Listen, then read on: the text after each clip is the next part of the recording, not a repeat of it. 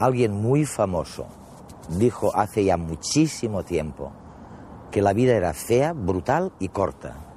Y ahora resulta, gracias a una revolución, la biomédica, que ya nadie podrá decir lo mismo en los años que vienen. En redes van a ver por qué en unos instantes.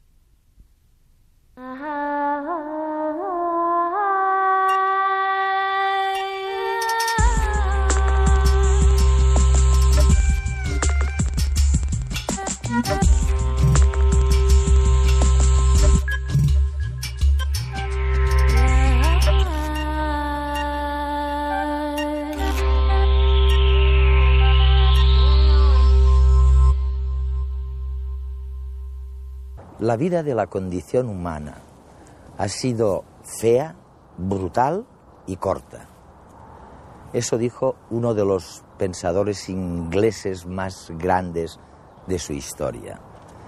Y es que, en realidad, hace apenas 200 años que hemos vuelto a alcanzar la altura que tenían nuestros antepasados, los Cro-Magnon, hace 25.000 años. ¿Y cuál fue la culpa de esta debacle? Básicamente la ignorancia. Es verdad que no sabíamos por qué brillaban las estrellas, pero es que tampoco sabíamos lo que eran las vitaminas ni qué vitaminas necesitamos para sobrevivir. Ni sabíamos nada de las células madre, ni de la genética, ni de todo aquello que ahora nos permite por primera vez abordar el envejecimiento y el alargamiento de la esperanza de vida. Dentro de nada, gracias a la revolución en curso en la biomedicina, nadie podrá decir ya otra vez que la vida es fea, brutal y corta.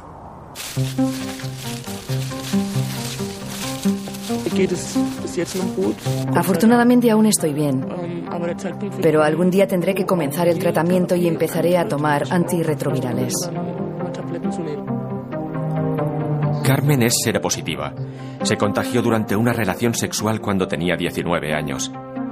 Como ella, 40 millones de personas están infectadas con el virus del SIDA en el mundo. En España, unas 200.000. Cada año se diagnostican 4 millones de nuevos casos. Desde hace más de 20 años, varios laboratorios del mundo trabajan con distintos prototipos para desarrollar una vacuna segura y eficaz frente al SIDA. Uno de ellos está en el Hospital Clínic de Barcelona.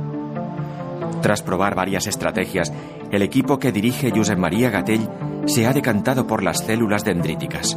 El hecho de utilizar las células dendríticas es porque las células dendríticas juegan un papel muy importante en el desarrollo de nuestros mecanismos de defensa frente a los virus o frente a los microorganismos en general, y en las personas infectadas por el VIH funcionan mal.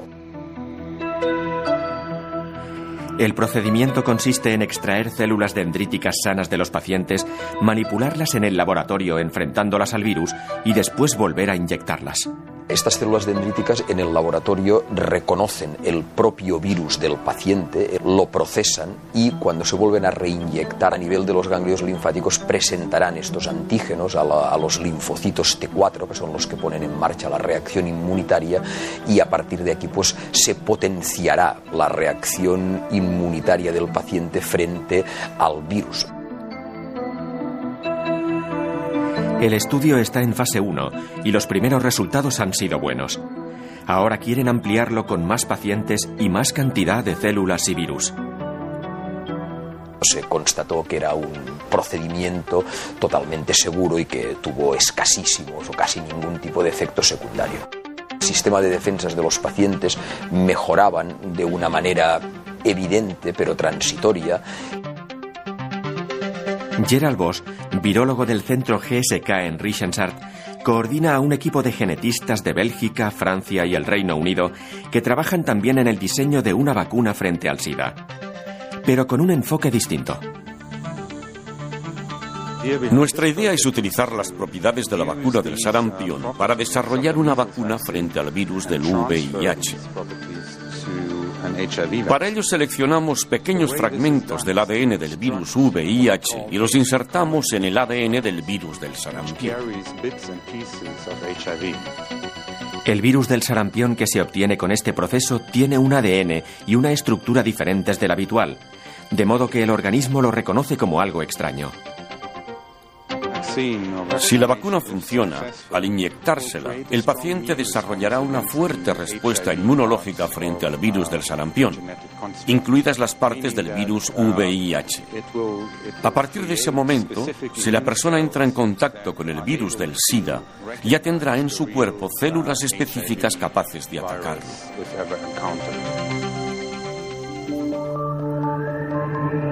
En la Universidad de Frankfurt, Dorothy von Laer y su equipo han elegido una novedosa técnica para luchar contra el virus: los aptámeros. Los aptámeros son pequeños fragmentos de ADN, el mismo material genético del que están hechos nuestros genes. Tienen la capacidad de autoplegarse de una forma muy concreta y bloquear ciertas dianas,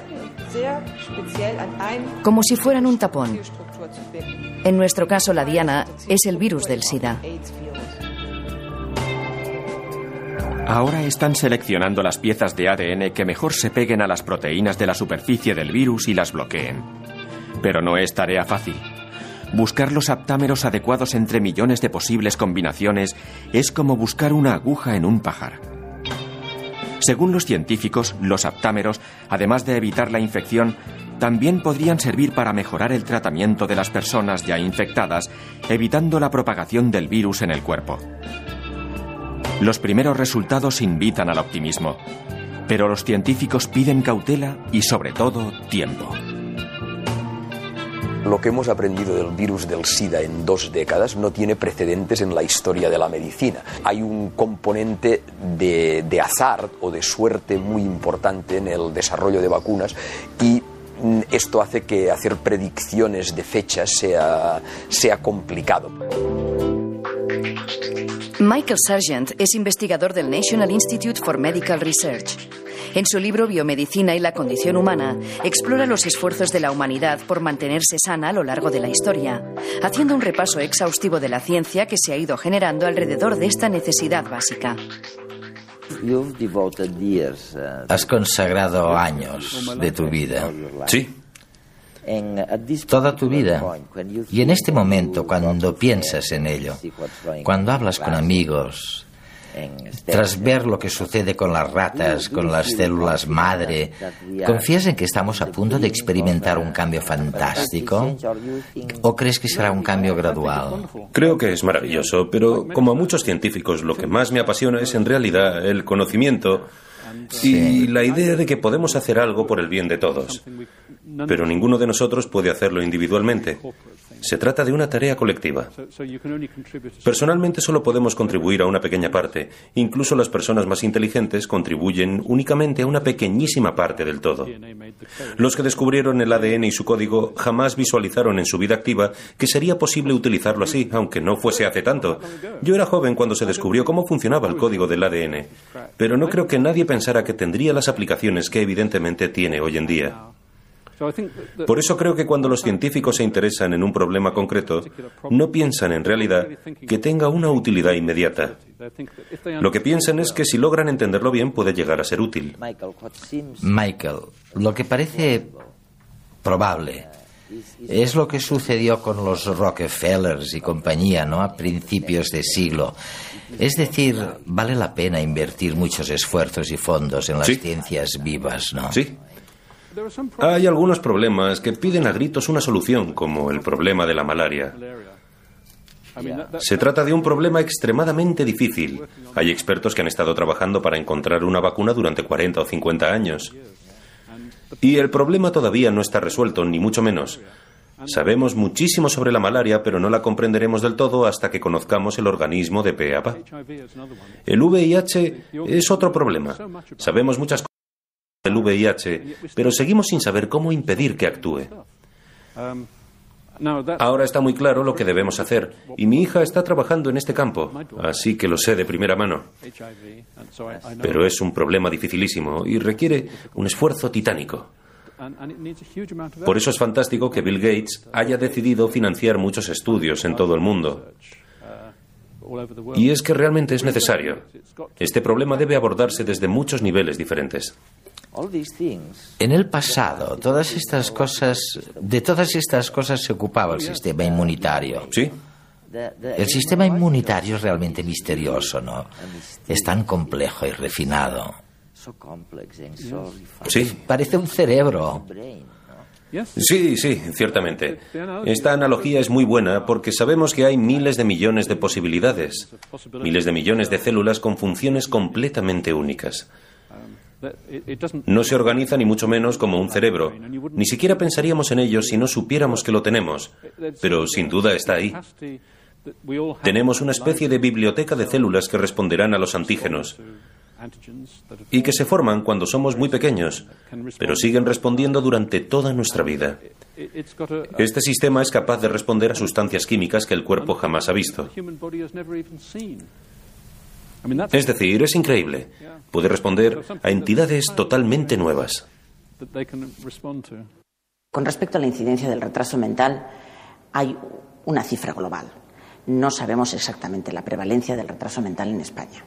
Se considera, según la OMS, la Organización Mundial de la Salud, que el retraso mental afecta al 3% de la población en las sociedades occidentales.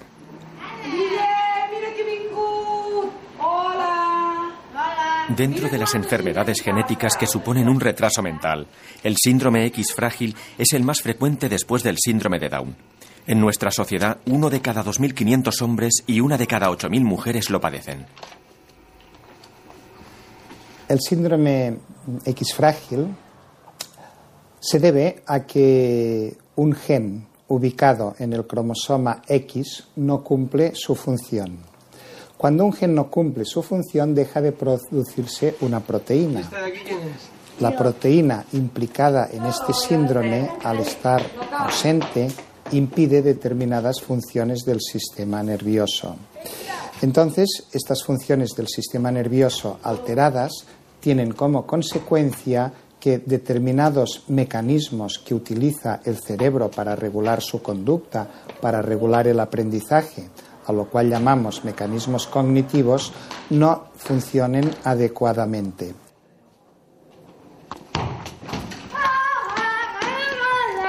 Tradicionalmente, el diagnóstico de los niños con síndrome de Down se ha realizado a partir de los rasgos morfológicos. Pero esto no ocurre en todas las enfermedades genéticas. A Guillem le detectaron el SXF cuando tenía 18 meses. Un análisis genético confirmó lo que su conducta apuntaba. Cuando ves un niño con este síndrome, lo primero que hace es él intenta acercarse a ti.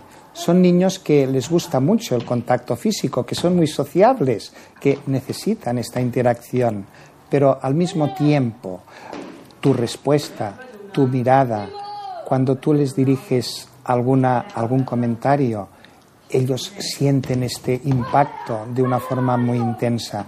Esto les genera una gran ansiedad y automáticamente el niño rehuye, el niño se tapa los ojos, el niño se gira de espaldas, el niño no puede mantener esta interacción que él había iniciado.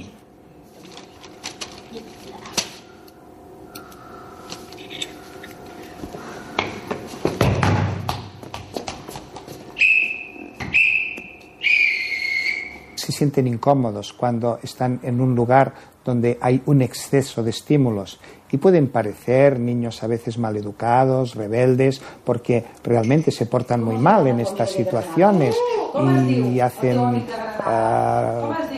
cogen rabietas, se pueden tirar por el suelo, pero en realidad lo que hemos de entender es que el niño lo está pasando muy mal porque su cerebro no le permite procesar tanta información al mismo tiempo. Y también son niños que cuando tienen que enfrentarse a algo nuevo les abruma porque tienen que ubicarse ante algo que no han experimentado antes.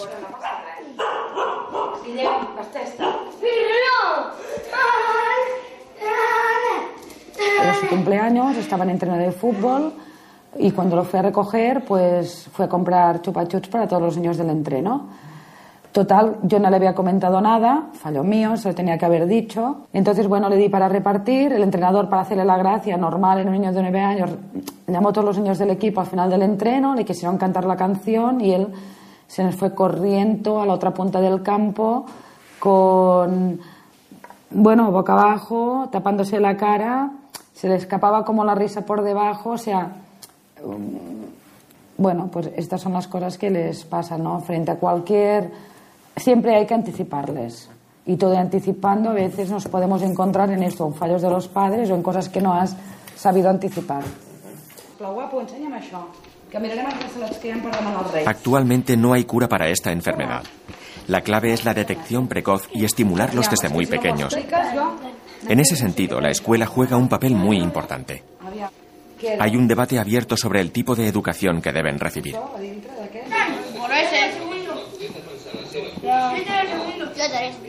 Con respecto al colegio, es muy interesante que estos niños puedan asistir a un colegio con otros niños normales. Estos niños van a convivir en una sociedad normal, con su familia, con sus parientes, con otros niños.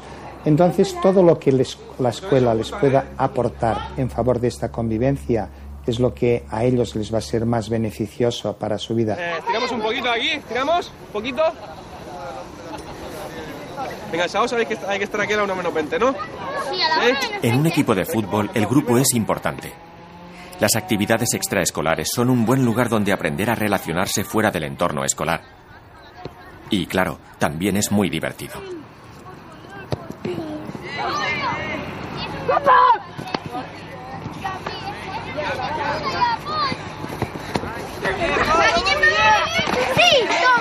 Para Guillem es importante hacer deporte, más en un deporte de grupo, porque, como en cualquier niño X frágil, cualidades que tienen es la gran capacidad de imitación y la gran memoria visual.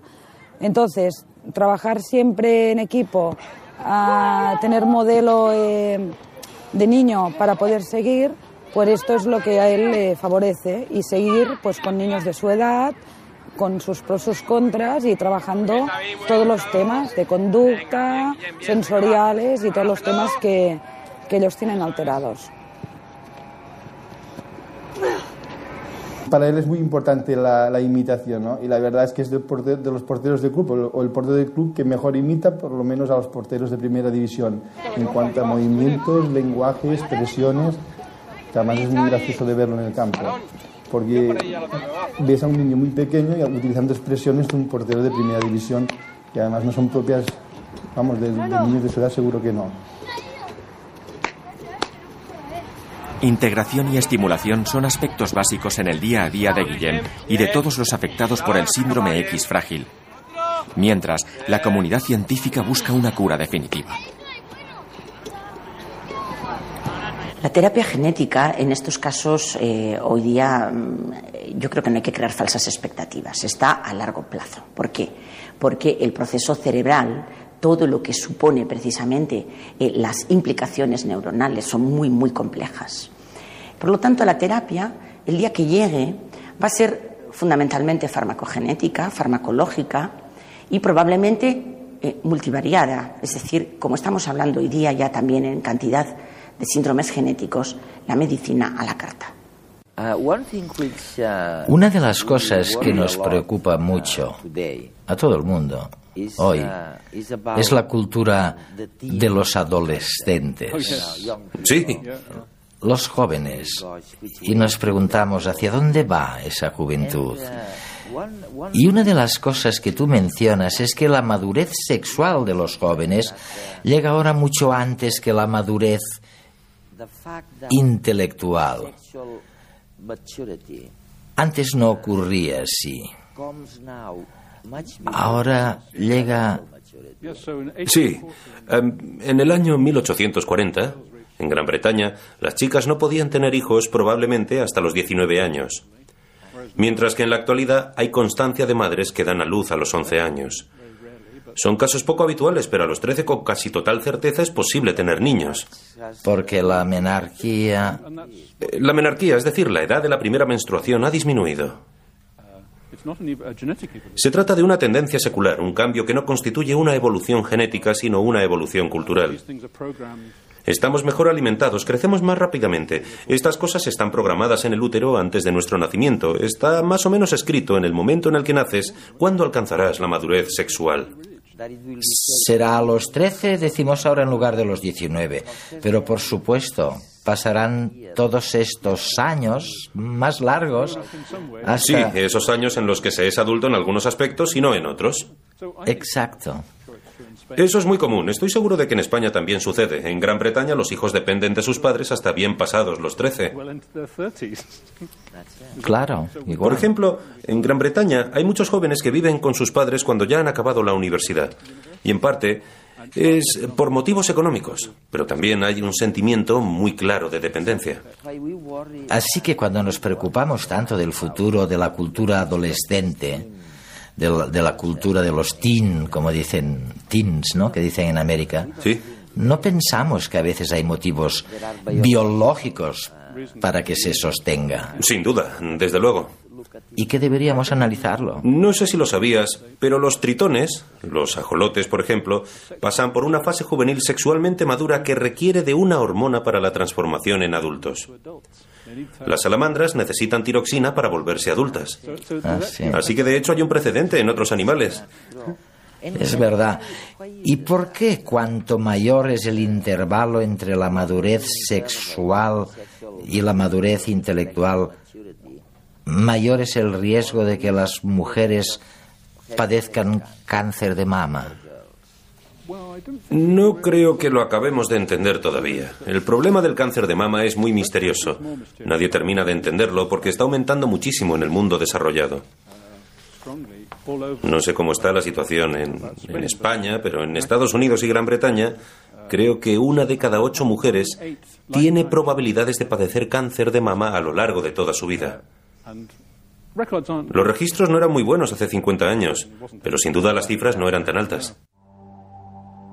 La mitad de los genes de uno y la mitad de los genes del otro. Hasta hace poco tiempo todo quedaba ahí. Los genes transmitidos de generación en generación podían variar por escasas mutaciones, pero permanecían como el firme patrimonio depositado en nuestras células.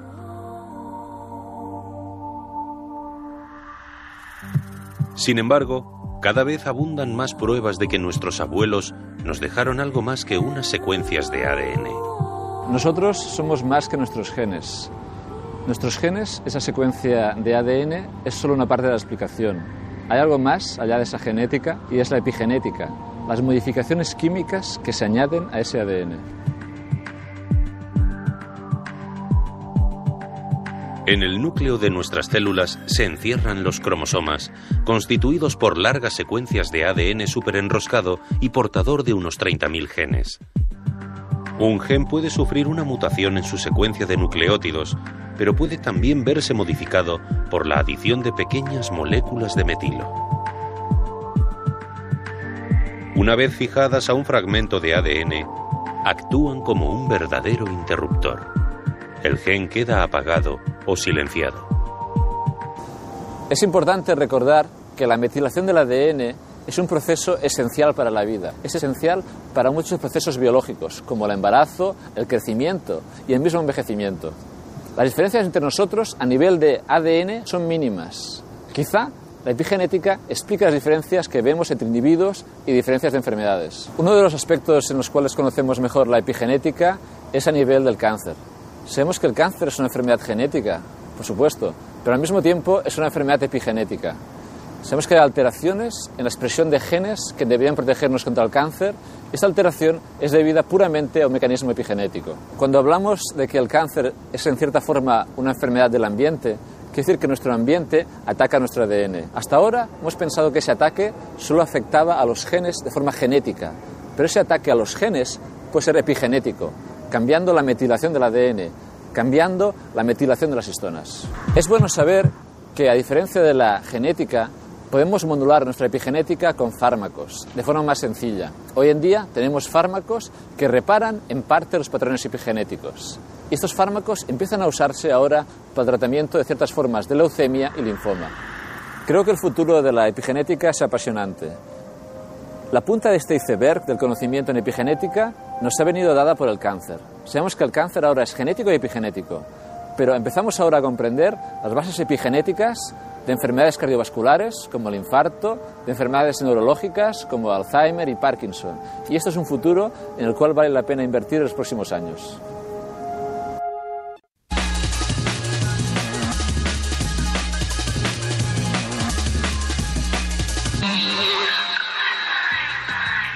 La capacidad de autorregenerar los órganos del propio cuerpo es una cualidad excepcional. Las salamandras o las lagartijas pueden hacerlo, pero la mayoría de animales no. Un equipo de científicos ha conseguido que un pollito regenere por sí mismo una de sus alas. Los científicos del Instituto Salk de Estudios Biológicos, liderados por el español Juan Carlos Izpisúa, han demostrado que la capacidad para reparar partes del propio cuerpo depende de la cascada de señales WNT. Si está activa, tal como sucede en el pez cebra o el ajolote, los animales pueden regenerar sus extremidades. Sin embargo, en la mayoría de los vertebrados esta cascada está inactiva. Al activar la cascada WNT en un pollito con una lesión en un ala, han conseguido que el animal desarrolle una nueva extremidad. El hallazgo tiene gran trascendencia. En el futuro, si se consigue manipular la cascada WNT en humanos, podría ayudar a desarrollar tejidos y órganos para trasplantes a partir de células madre. Más de 1 millón de personas mueren cada año por malaria. Por primera vez en 40 años, los científicos están desarrollando un mapa global de malaria. Servirá para identificar las poblaciones en riesgo y poner en marcha las medidas sanitarias adecuadas. Para muchas áreas del mundo, estos mapas son la única fuente de información disponible acerca del riesgo de malaria. El proyecto Atlas Malaria, financiado por el Instituto Wellcome Trust, analiza, entre otros, datos del satélite y censos de población para crear modelos espaciales de distribución de la enfermedad. Por el momento ya han recopilado información de cerca de 3.200 poblaciones de 79 países. El reparto de recursos para combatir la malaria se realiza principalmente en función de criterios políticos y métodos que los científicos consideran que no son objetivos. Con el Atlas de la Malaria se podrán identificar nuevas zonas de riesgo y luchar contra la enfermedad de forma más efectiva en función de las necesidades concretas de una región. El síndrome de mala absorción de ácido fólico es una enfermedad genética rara pero letal. Puede causar retrasos cerebrales e infecciones severas en el feto. Científicos de Estados Unidos han desarrollado un test genético que permitirá un rápido diagnóstico de la enfermedad. El ácido fólico es una vitamina esencial. Previene la aparición de anemias o espina bífida en los recién nacidos. En los adultos disminuye el riesgo de sufrir algunos tipos de cáncer. Como el cuerpo no la produce, es necesario ingerirla a través de frutas o vegetales. A pesar de todo, algunas personas no pueden absorberla por una mutación. Científicos del Centro del Cáncer Albert Einstein han identificado el gen responsable de la absorción de esta vitamina en el intestino. Han desarrollado un test genético que ayudará a identificar a las familias que llevan el gen mutado y que podrían transmitir la enfermedad a sus hijos. El test permitirá comenzar el tratamiento, la inyección de ácido fólico en fases muy tempranas antes del nacimiento del niño. Un paciente saliendo de la consulta del médico con un CD es una escena que podría repetirse en muchos hospitales españoles a corto plazo. Todo gracias a una nueva tecnología basada en la realidad virtual que permitirá obtener radiografías en 3D del cuerpo. La tradicional radiografía se convertirá en una serie de imágenes en 3 dimensiones de la parte escaneada que el paciente podrá ver en cualquier ordenador. El nuevo sistema abarata y facilita el acceso a las pruebas que se realizan mediante resonancia magnética nuclear. Además, ya no será necesario que el médico esté cerca del aparato para ver la imagen que se forma. Su paciente podrá pasarle el CD con toda la información y él interpretarla desde su consulta. La reproducción tridimensional de partes del organismo tiene muchas aplicaciones clínicas. Entre otros usos, se utiliza para el tratamiento de tumores cancerígenos y traumatismos de los huesos. También permite establecer, antes de una operación, los puntos más adecuados para hacer cortes.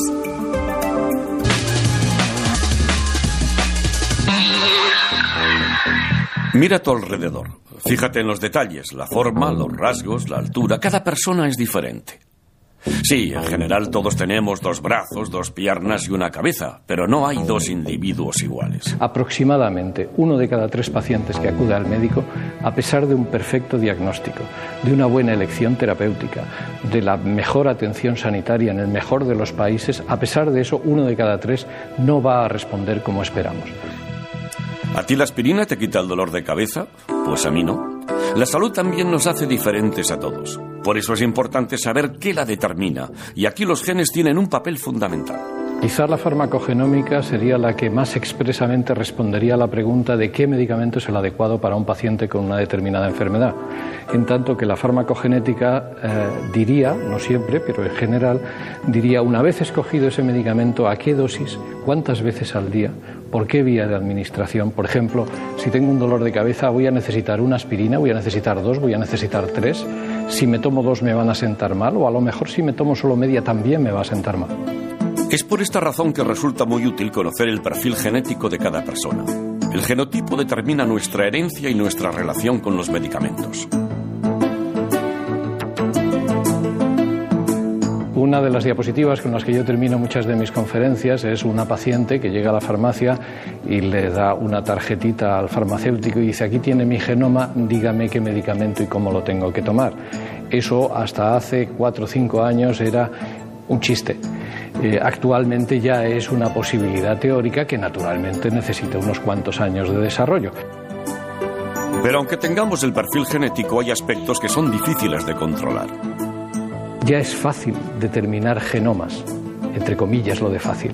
Lo que es más difícil es saber qué hace cada gen, cómo ese gen se relaciona con otros y cómo estos se relacionan con el ambiente. Por ejemplo, una persona puede metabolizar lentamente algunos medicamentos, pero sin embargo, si es fumador, los va a metabolizar más deprisa. Eso es una interacción, en este caso del tabaco, con sus genes. Entonces, todo eso, ese aspecto está relativamente bien conocido, pero otros aspectos necesitan ser mejor conocidos. Ahí es donde el aspecto inversiones, donde puede hacer una gran diferencia.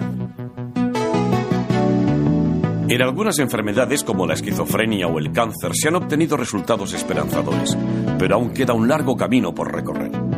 Lo que falta son las grandes inversiones que países como Estados Unidos, Inglaterra y Japón ya están haciendo desde hace unos años para que esto se pueda trasladar a la clínica con mucha mayor rapidez de lo que se está haciendo. Digamos que en Europa se está haciendo con cuentagotas y en estos países que acabo de mencionar pues va bastante más deprisa. Hay algo paradójico que me viene a la cabeza ahora, aunque hay tantas paradojas en la historia de la evolución, pero es fascinante pensar que las probabilidades de que una mujer de 25 años esté fertilizada, se fecunde su óvulo, es de un 20%. Y un 80% de los óvulos fecundados se pierden. Se pierden. Sí, así es. Y sin embargo, hablamos de sobrepoblación. Es asombroso. ¿Cómo ocurre eso? En primer lugar, el ser humano puede tener muchos niños pequeños a la vez. Un primate, un mono, por ejemplo, solo puede tener una cría hasta que ésta está totalmente destetada y crecida. Hasta entonces se suprime la ovulación, mientras que el ser humano ha aprendido a crear familias en las que, por ejemplo, se pueden tener 3 niños menores de 3 años. Es una posibilidad biológica. Sí. E históricamente era la norma. Es uno de los motivos por los que podemos alcanzar una tasa de crecimiento de la población tan grande. Además, el interés en el sexo es tan acusado que nunca hay peligro de quedarse sin posibilidades de tener un bebé.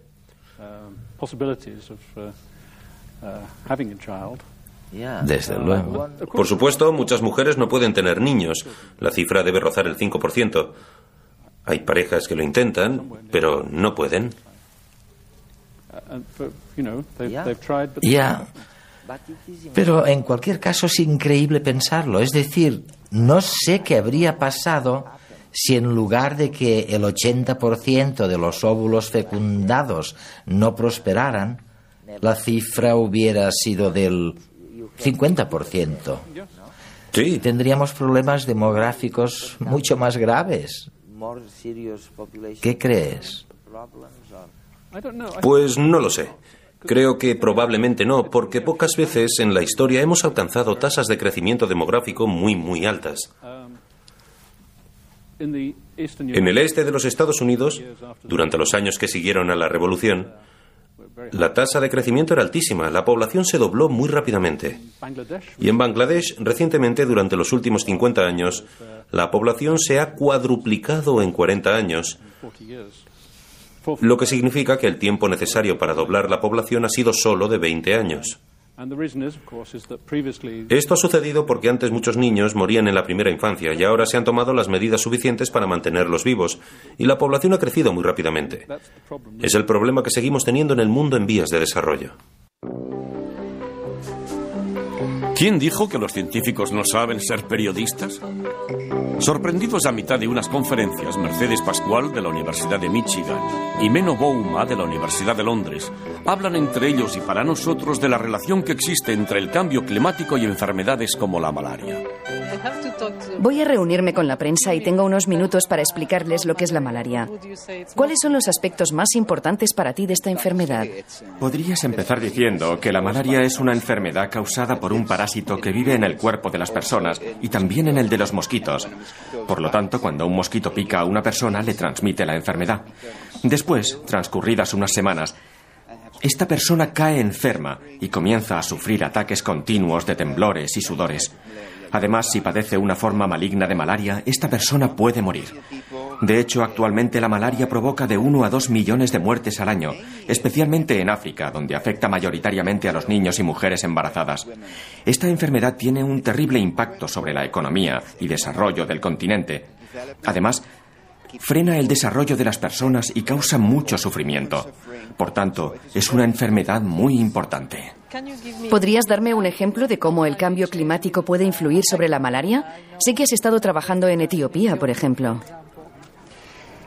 Sí. Yo, en tu lugar, explicaría que el mosquito es un insecto de sangre fría y si aumentan las temperaturas, habrá más mosquitos. Por otro lado, el parásito que vive en su interior se desarrollará más rápido y esto significa que habrá más posibilidades de transmisión entre las personas.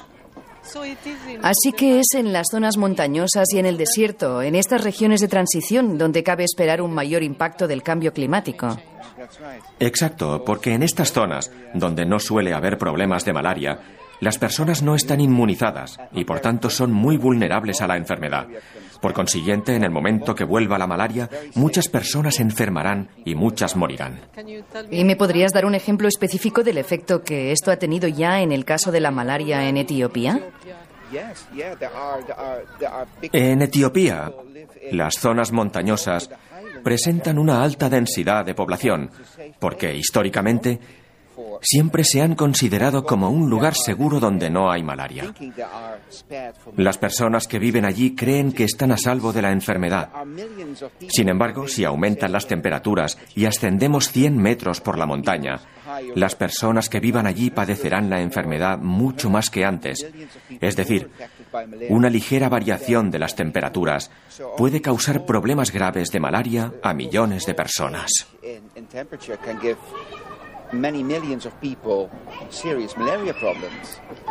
La malaria es una enfermedad que fue erradicada en España. ¿Aún así es posible que se produzca un rebrote? Por suerte, ahora somos un país más rico que antes, y si se tiene dinero suficiente, es muy poco probable que reaparezca la malaria. También estoy estudiando otras enfermedades. Hoy hablaré sobre el cólera en el sudeste asiático, en India y Bangladesh, donde existen pruebas claras de una conexión entre la oscilación sur del Niño y el número creciente de brotes registrados en los años posteriores al Niño. Así que el Niño puede ayudar a predecir la aparición de algunas enfermedades como la de la malaria. Sí, de hecho, en mi ponencia presentaré algunos resultados que demuestran que podemos utilizar estos patrones para realizar determinadas predicciones basadas en el Niño y que nos permitirán prever la aparición de epidemias.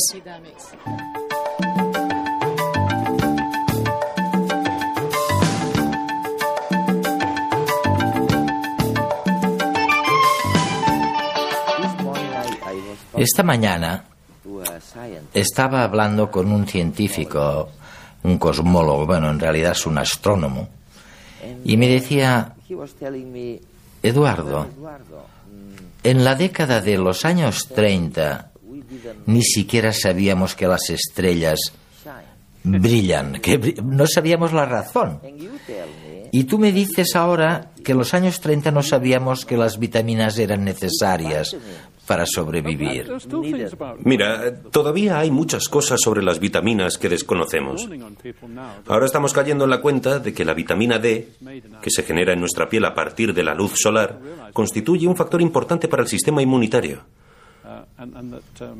Y que necesitamos cierta cantidad de exposición. Bueno, todo el mundo sabe que es necesaria cierta exposición a la luz solar para obtener vitamina D, pero creo que hasta ahora no nos habíamos percatado de lo importante que es esta vitamina para las defensas contra los microbios.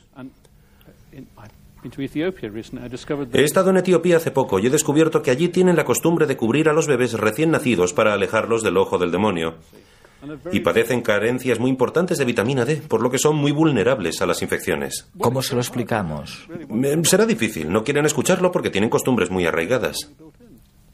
Es increíble, ¿no? Sí. Es un milagro que hayamos sobrevivido, porque no sabíamos nada en realidad.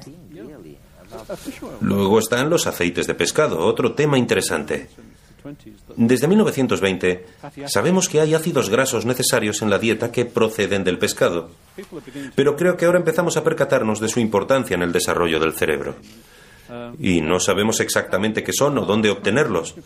Bueno, comer pescado es bueno. En España tenéis una gran tradición culinaria con pescado, pero... Sabes que tienes razón, ¿no? En Boston, hablando con un gran nutricionista, Rosenberg, un especialista estupendo. ¿Sí?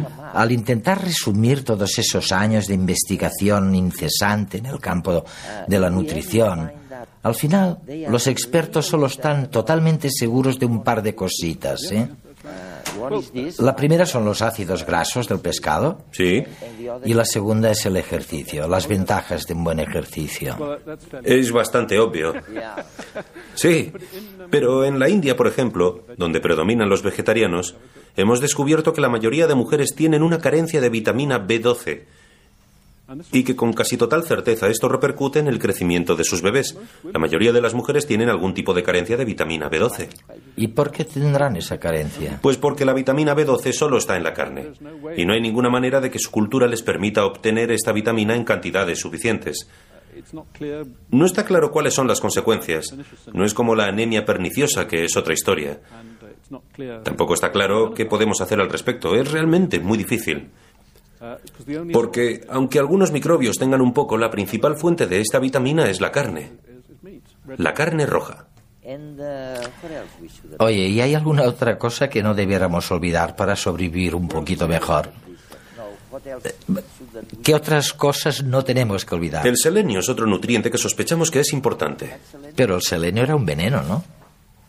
Sí, pero hablamos de cantidades minúsculas. Minúsculas, ok. En el mundo en vías de desarrollo es evidente que la gente tiene muchas carencias que todavía no hemos tratado. Carencias de vitamina A. Muchas personas tienen carencias de zinc. Y ni siquiera solemos tener en cuenta que el zinc es una parte importante de nuestra dieta.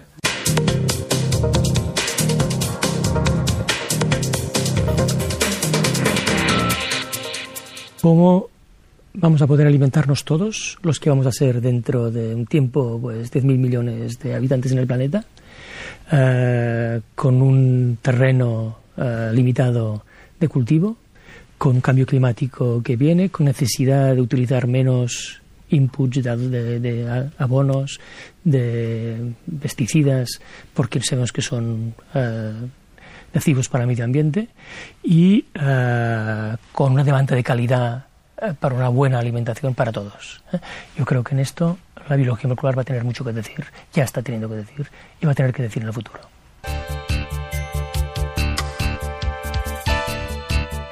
Pere Puigdomènech se licenció en físicas y acabó doctorándose en biología molecular. Es director del Instituto de Biología Molecular de Barcelona del CSIC, actividad que compagina con la de escritor y divulgador. Bueno, yo creo que la carrera de física, la licenciatura en físicas en todo el mundo, incluso en la España de los años 60 y 70, prepara muy bien a aquel que estudia. Yo animo a la gente joven que nos puede estar viendo a pensárselo, porque prepara muy bien a pensar en los problemas, a intentar ver cómo se soluciona, cómo se ataca una cuestión. Empecé estudiando resonancia magnética nuclear, cómo se trabajaba en aquel momento, y fui entrando, ya trabajé en interacciones entre pequeñas moléculas y el DNA, y empecé trabajando ya en estructura del genoma en aquel momento. Quizá, como todo en este mundo, es parte de suerte, parte del azar, ¿no? Pero era evidente, incluso en los años 70, que la biología molecular sería una disciplina absolutamente apasionante, y efectivamente lo ha sido. Y la palabra del diccionario es genoma, cosa la cual es bastante trivial, ¿no? Visto lo que en este momento pues sale por todas partes, en nuestro trabajo y además en los medios de comunicación. El genoma es el conjunto de genes que tenemos cualquier individuo de cualquier especie biológica, el conjunto de informaciones, de órdenes genéticas que hace que el individuo sea como es, que pertenezca a una especie y que sea como es, tal como individuo. Y en este momento nuestro reto es conocer cómo funciona en su conjunto, ¿eh? Es decir, si la especie humana, cada uno de nosotros, pues tenemos 30 y pico mil genes, saber cómo funcionan en cada momento, cómo interaccionan entre ellos, cómo se ponen en marcha en diferentes situaciones y qué pasa cuando alguno no funciona bien, correctamente, ¿eh? Yo creo que esto es nuestro reto en el futuro, pero es un tema absolutamente esencial para la ciencia actual. Bueno, pues he traído una placa de Petri, que es una herramienta del microbiólogo, que utilizan para pues cultivar bacterias, hongos, lo que sea, pero que hoy día se utiliza también para plantas, ¿eh? Aquí vemos pues un cultivo de una de las plantas más importantes para la biología molecular, que es la Arabidopsis thaliana, que como se puede ver pues permite crecer. Pues aquí tenemos pues un par de centenares de plantas. Podemos tener medios en los cuales solo crezcan aquellas que tienen una característica determinada, que hemos mutado, por ejemplo, que hemos cambiado algún gen, y por tanto así nos permite de distinguir estas del conjunto.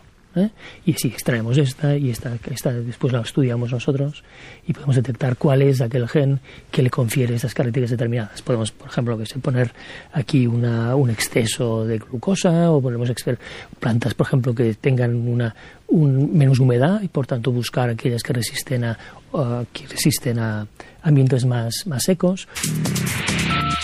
Yo llegué a Berlín en el año 76 primero, estuve 6 meses, después me pasé 2 años. Berlín es una ciudad apasionante, ha sido siempre una ciudad muy especial en el norte de Europa. En aquel momento era un lugar muy extraño, porque estaba el muro por ahí, y por tanto era un momento muy especial, pero en una situación que podías concentrarte muy bien en el trabajo. El Max Planck Institute de Genética Molecular está en uno de los barrios más agradables de Berlín, que es el barrio de Dahlem, que es un barrio en medio de bosques. Cuando uno podía salir del Max Planck a correr por el bosque de Grunewald y encontrarse pues ciervos y soldados americanos haciendo maniobras y tanques rusos, es decir, se podía encontrar muchas cosas exóticas, pero desde luego yo creo para mí fue una experiencia importantísima.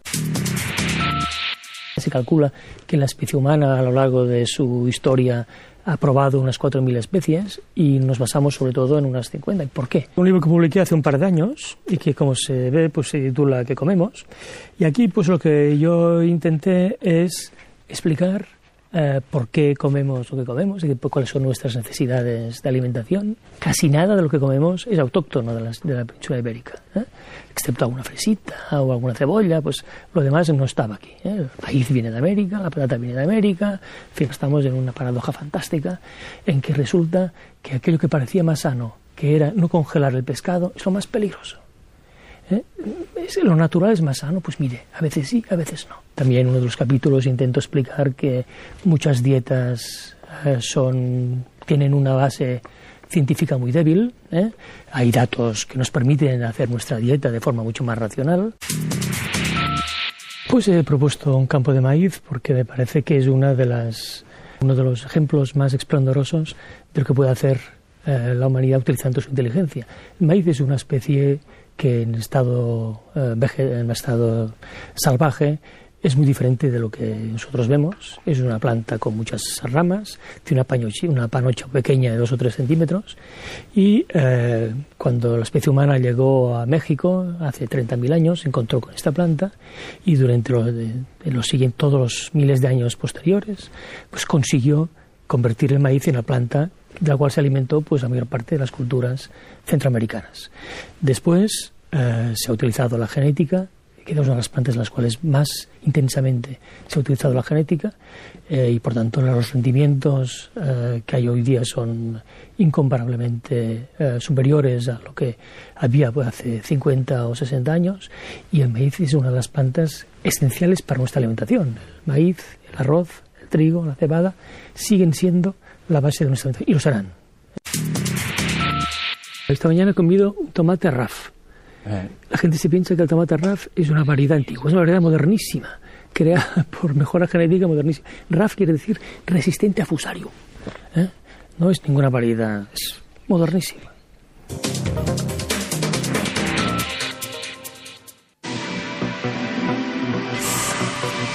El conocimiento científico aumenta de manera exponencial.